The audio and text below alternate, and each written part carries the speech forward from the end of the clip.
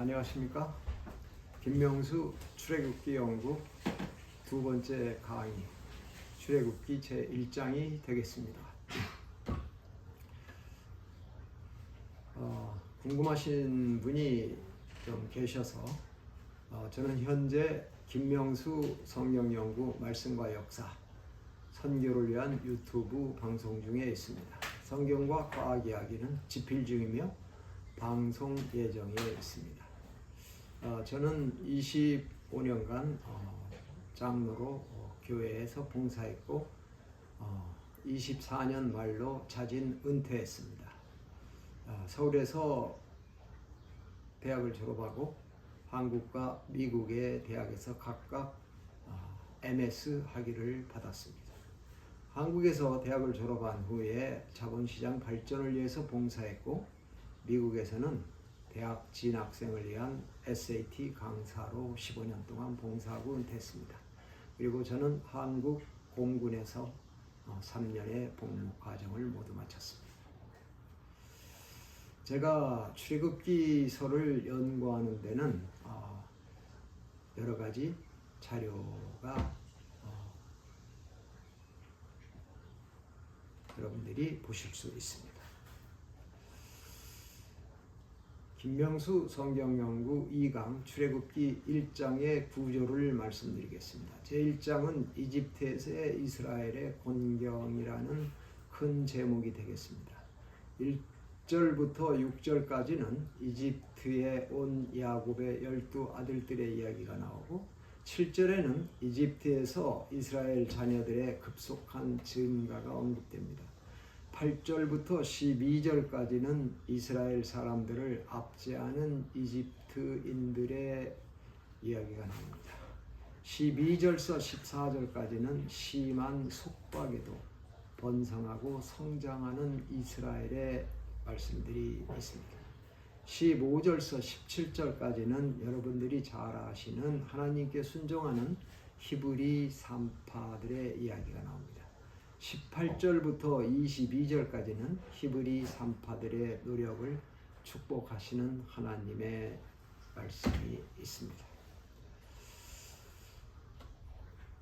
제1절부터 6절까지는 이집트에 온 야곱의 12 아들들 요셉을 포함했습니다. 1절부터 6절까지 제가 읽을 때 같이 읽으시면 더욱 좋겠습니다. 애굽에 이른 아들들의 이름은 이러하니 루벤과 시므온과 레위와 유다와 이사갈과 스불론과 베냐민과 단과 납달리와 갓과 아셀이요 이미 애굽에 있는 요셉까지 야곱의 혈속이 모두 70인이었더라. 요셉과 그의 모든 형제와 그 시대 사람은 다 죽었고 이렇게 믿음의 조부인 야곱과 그의 12 아들들과 모든 권속들 70명이 한 패밀리의 가족이 70명이라는 것은 굉장히 그 당시로서는 크고 축복받은 패밀리라는 걸 우리가 알 수 있겠습니다. 근데 그들이 이제는 시간이 지나서 다 죽었습니다. 그런데 1절에서 아들들의 이름은 이러하니 라는 내용과 11 아들이 전개되어 있는 내용이 의미가 조금 있어서 이것도 말씀드리겠습니다. 원래 출애굽기서는 이름들이라는 제목으로 히브리어로 쓰여져 있다고 합니다. 히브리 원문 처음 두 단어와 이것을 원문 순서대로 번역하면 이름들, 히브리어로 쉐못이라는 건데 그렇게 돼 있어서 첫 단어가 이름들이므로 이를 따라서 원 제목을 이름들이라고 지었다고 합니다. 그러나 The Greek 70s, 즉 헬라어 70인역 번역이고 라틴어로는 셉추긴트라고 합니다.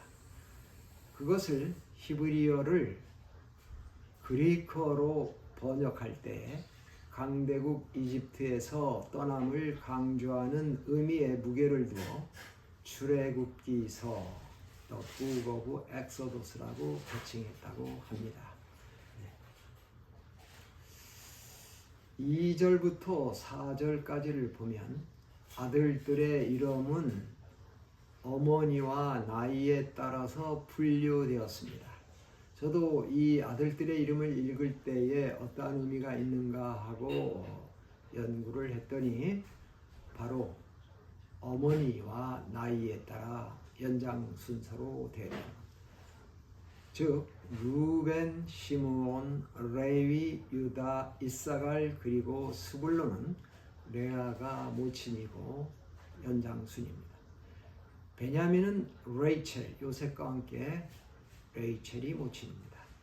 단과 납달리는 레이첼의 여종 빌라 소생이며 갓과 아셀은 레아의 여종 실바가 모친입니다. 이런 기준으로 기록되어 있고 야곱은 또한 하나님께서 이스라엘이라고 부르셨고 그의 12아들들은 이스라엘 국가의 12지파의 설립자가 된 것입니다. 그래서 유대인들이 정말로 자기들의 최고의 조상이라고 생각하는 사람은 야곱이라고 합니다. 왜냐하면 아브라함은 이스마엘도 낳고 또 후처를 얻었을 때 미디안 등 또 많은 아들을 낳아서 분파가 갈라졌기 때문입니다. 그러나 야곱의 12아들은 이스라엘의 12지파를 형성했고 모든 역사가 그 지파를 통해서 계속되고 이루어지기 때문이라고 생각할 수 있습니다. 동해설을 말씀드리겠습니다. 이스라엘의 자손들이 애굽에 이르러 생육하고 번성하며 잘 살다가 노예로 전락하여 고통의 생활을 하고 있음을 1장 1절부터 14절에서 밝히고 있죠. 그러나 이 사실은 이미 하나님께서 아브라함과 언약을 체결하실 때에 이러한 일이 있을 것을 예언하신 것이며 그 언약의 예언이 역사 안에서 실현됨을 보여주는 놀라운 사실입니다.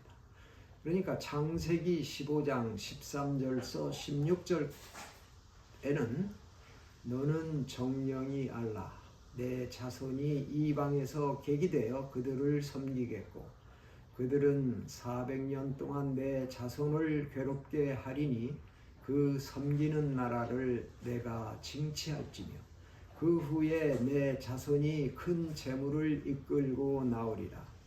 너는 장수하다가 평안히 조상에게로 돌아가 장사될 것이요 내 자손은 4대 만에 이 땅으로 돌아오리니 이는 아모리 족속의 죄악이 아직 관영치 아니함이니라 하시더니 하나님께서는 아브라함과 언약을 체결하시고 그 후에 있을 그의 후손들이 겪게 될 중요한 사실들을 아브라함에게 예언으로 말씀하셨습니다. 참으로 놀라운 하나님의 능력이고 말씀이 아닐 수 없습니다. 본문 연구로 들어가서 1장 6절을 보면 요셉과 그의 모든 형제와 그 시대 사람은 다 죽었고 7절입니다. 이스라엘 자손은 생육이 중다하고 번식하고 창성하고 심히 강대하여 온 땅에 가득하게 되었더라. 첫 이주 시대의 사람들은 모두 죽었으나 하나님의 축복으로 이스라엘이 애굽에서 생육이 중다하고 창성하고 심히 강대하여져서 첫 정착지인 고센 땅은 물론 이집트 온 땅, 즉 전역에 널리 퍼져 살게 되었음을 표현하는 말입니다. 8절부터 14절까지에는 이집트인들의 이스라엘에 대한 압제와 이스라엘의 번성 이야기가 나옵니다. 8절부터 같이 읽어보시겠습니다. 요셉을 알지 못하는 새 왕이 일어나서 애굽을 다스리더니 그가 그 신민에게 이르되 이 백성 이스라엘 자손이 우리보다 많고 강하도다. 10절입니다. 자, 우리가 그들에게 대하여 지혜롭게 하자. 두렵건대 그들이 더 많게 되면 전쟁이 일어날 때에 우리 대적과 합하여 우리와 싸우고 이 땅에서 갈까 하노라 하시고. 그들은 전쟁에서 적들과 합세할 것도 염려했지만 그들이 떠나게 됨을 가장 두려워했습니다. 수많은 이스라엘 민족들은 에집트를 떠받치는 경제의 원동력이 되었기 때문일 것입니다. 11절입니다. 그러므로 감독들을 그들 위에 세우고 그들에게 무거운 짐을 지워 괴롭게 하여 그들로 바로를 위하여 국보성 비돔과 람셋을 건축하게 하니라. 그러나 학대받을수록 더욱 번식하고 창성하니 애굽 사람이 이스라엘 자손을 인하여 근심하여 9절에 많고 강하고 12절에 더욱 번식하고 창성하니 라고 되어 있는데요. 이스라엘이 이집트에 거하는 동안 하나님의 목적이 바로 이러한 것이었습니다. 13절을 보시면 이스라엘 자손의 역사를 엄하게 하여 14절입니다. 고역으로 그들의 생활을 괴롭게 하니 곧 흙 이기기와 벽돌 굽기와 농사의 여러 가지 일이라. 그 시키는 역사가 다 엄하였더라. 이 출애굽기는 읽으면 그 말씀들은 무엇을 말하는지 쉽게 이해할 수 있습니다. 이해가 필요한 부분에 여러분들에게 말씀을 드리겠습니다. 새 왕이, 요셉을 모르는 새 왕이 나타났다고 하는데 여기에 대해서 잠시 설명을 드리겠습니다. 역사가들에 의하면 새 왕은 힉소스 사람들입니다. 힉소스 사람들은 서아시아 출신의 일단의 사람들을 말하고 그들이 세력을 확장하였고 애굽의 바로와 전쟁하여 그들을 남쪽으로 밀어낸 후 애굽의 넓은 영토를 차지하고 그들의 정부를 수립하였다고 말합니다. 대략 말해서 BC 1650년부터 1550년 사이에 힉소스 정부가 에집트를 차지하고 많이 다스렸습니다.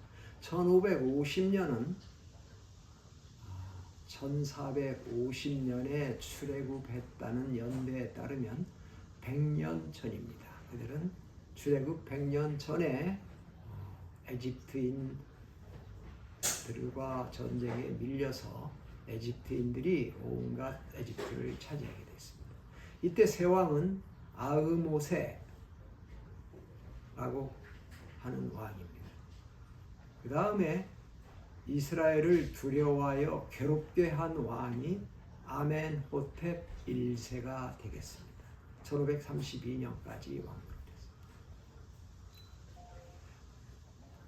그 다음에 산파에게 히브리 남자 아이는 죽이라는 칙령을 내린 왕이 두트모세 1세라고 합니다.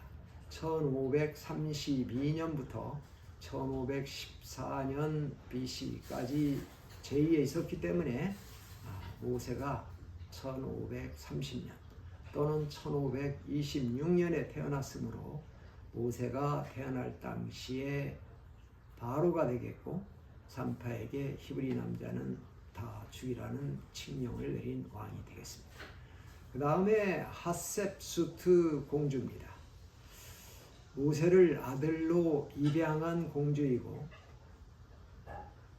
미디안으로 모세가 도피했던 기간 동안 공주가 바로에 제의했음을 알 수 있습니다. 그 다음이 투트모세 3세로 핫셉수트 공주와 잠깐 동안 공동 왕위를 맡았었으나 핫셉수트가 그를 군사학교에 보내서 장군으로 길렀습니다. 이 투트모스 3세는 투트모스 1세의 아들이 되겠습니다.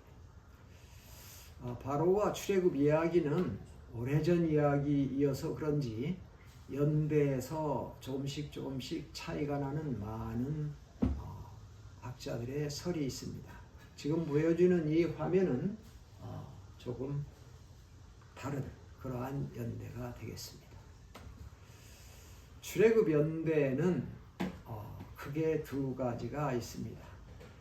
왕상 열왕기상 6장 1절에 보면은 이스라엘 자손이 애굽 땅에서 나온 지 480년이요 솔로몬이 이스라엘 왕이 된 지 4년 15월 곧 2월에 솔로몬이 여호와를 위하여 전 건축하기를 시작하였더라 라고 되어 있습니다.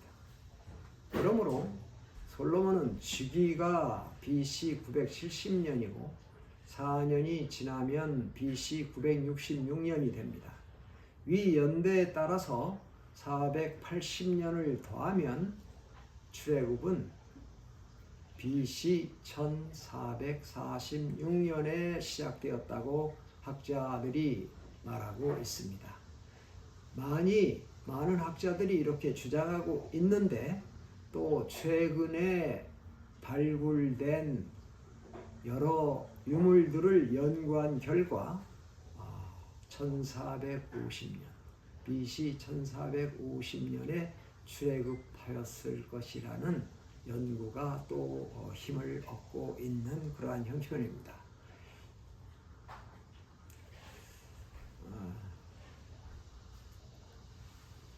참고사항으로 두투모스 1세와 두투모스 3세에 대하여 말씀드립니다.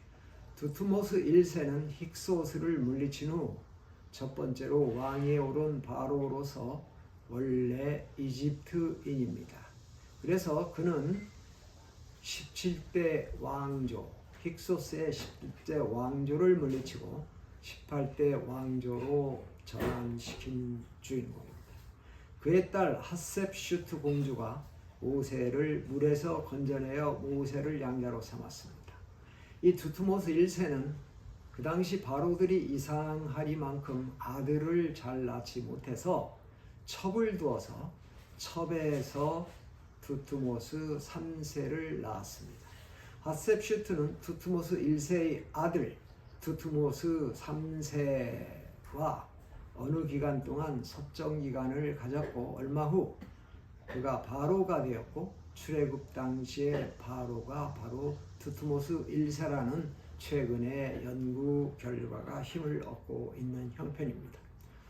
출애굽기서 제1장 15절에서 17절을 보겠습니다. 이 내용은 바로가 모든 남자아이들을 죽이라고 명령했습니다. 그러나 산파들이 하나님을 경외함으로 그 명령에 따르지 않은 중요한 내용이 되겠습니다. 왕의 명령 또는 사람의 명령을 순종할 것이냐 하나님의 명령을 순종할 것이냐 하는 것은 그때나 오늘날을 살아가는 우리나 아주 중요한 명제가 되겠습니다. 15절에 보면 애국 왕이 히브리 산파 십브라와 부하라 하는 자에게 일러 가로되 너희는 히브리 여인을 위하여 조산할 때 살펴서 남자이든 죽이고 여자이든 그는 살게 두라. 출애굽기서는 이상하리만치 바로들의 이름을 결코 기록하지 않았습니다. 아마도 고의적으로 바로를 높이려는 신격화시킨 바로들을 낮추려는 의도가 있었다고 봅니다. 그러나 십브라와 부하라는 두 산파는 이름을 기록함으로써 대대 이스라엘 자손들이 살아가면서 그를 기억하고 존중하는 이름이 되었습니다. 그리고 남자여든 죽이고 이 말에는 대쟁투에 배후가 있다고 많은 학자들이 얘기를 하고 있습니다. 16절에 따르면 이 명령은 16절에 남자이든 죽이고 라고 되어 있죠. 그런데 이 해설하는 학자들의 의견에 따르면 이 명령은 한 세대 내에 이스라엘인들을 극단적으로 약화시키고 실질적으로 그들을 파괴하려는 시도라고 했습니다. 우리는 바로의 명령이 수세기에 걸쳐 유대인을 증오하는 사탄의 계획과 일치하는 것으로 볼 수 있습니다. 즉 하나님의 메시아와 이스라엘을 구속하시는 궁극적 계획에 반하여 공격하는 것으로 해설되는 것입니다. 사탄은 창세기 3장 15절에 기록된 여자의 씨에서 그의 머리를 붓을 메시아가 이스라엘 자손으로부터 나올 것을 알고 있었습니다.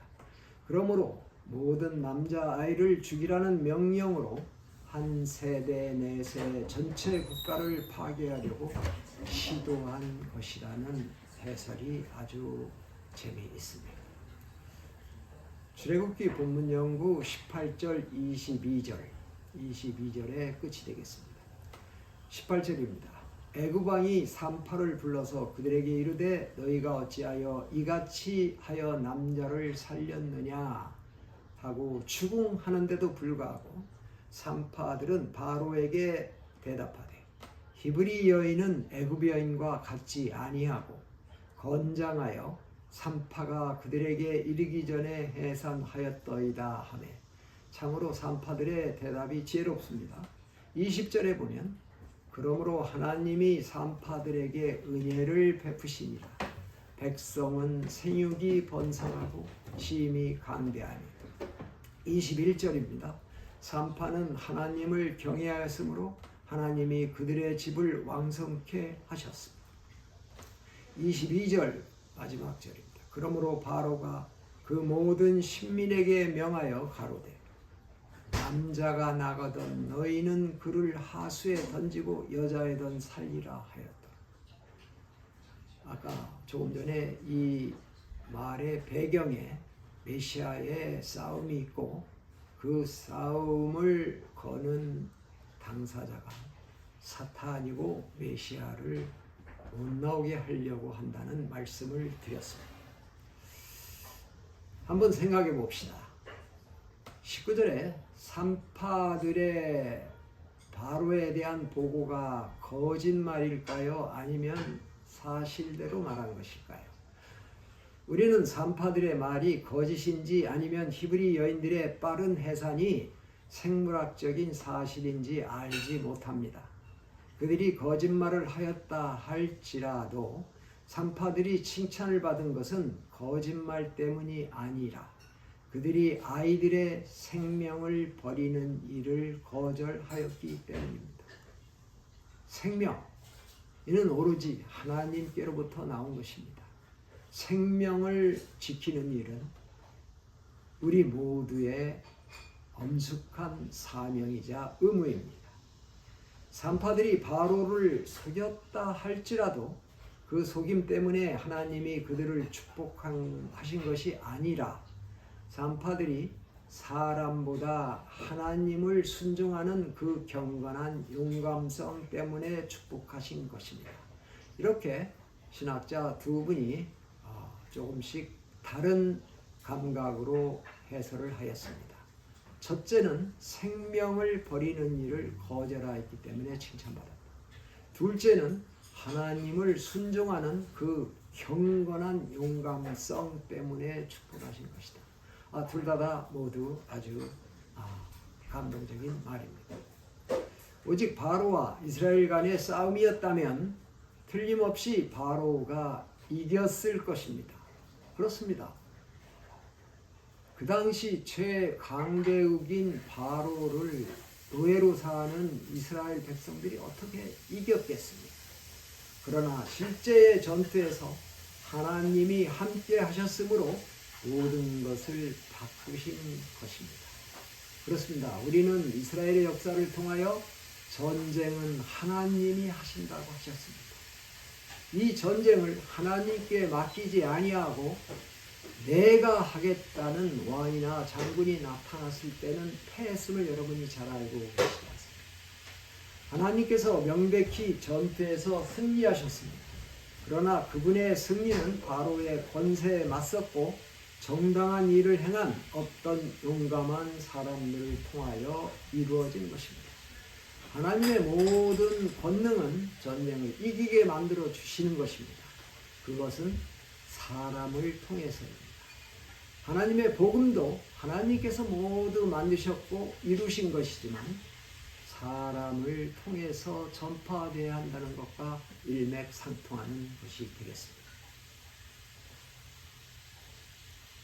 이것으로 김명수 출애굽기서 연구 2강 출애굽기 제1장을 마칩니다. 곧 방송될 출애굽기서 연구 3강 출애굽기 제2장 연구 방송을 많이 기대해 주시기 바랍니다. 대단히 감사합니다.